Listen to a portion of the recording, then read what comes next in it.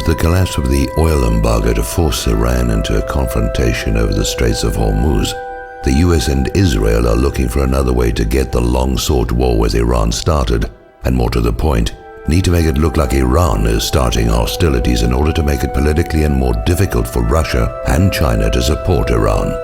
Now, recall that Israel has a past history of attacking US warships and framing others to trick the US into attacks on Israel's enemies, with the Israeli attack on the USS Liberty, initially blamed on Egypt, as the most well-known example. So here we have the USS Enterprise, the oldest carrier in the fleet, on her last legs, scheduled to be decommissioned next year. Her name is well known in part because of the Star Trek TV series. Decommissioning a nuclear aircraft carrier is a very expensive process.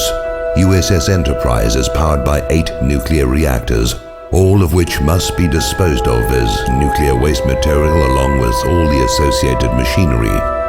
The US Navy would save a great deal of money, more than the scrap worth of the steel, if USS Enterprise were to be sunk in the Persian Gulf, where the radioactive mess is someone else's problem to deal with.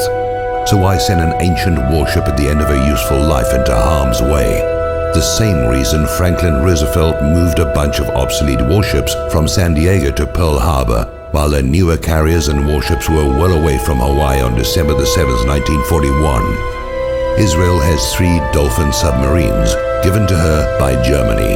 They have been seen transiting the Suez Canal in the past and could well be operating in the Gulf of Oman, even the Persian Gulf by now, lying in wait for a used-up and obsolete warship, more useful as a sacrificial lamb than an actual weapon, a ship with American sailors to be attacked as Israel attacked the USS Liberty, then to be blamed on the designated target, Iran, by a compliant media.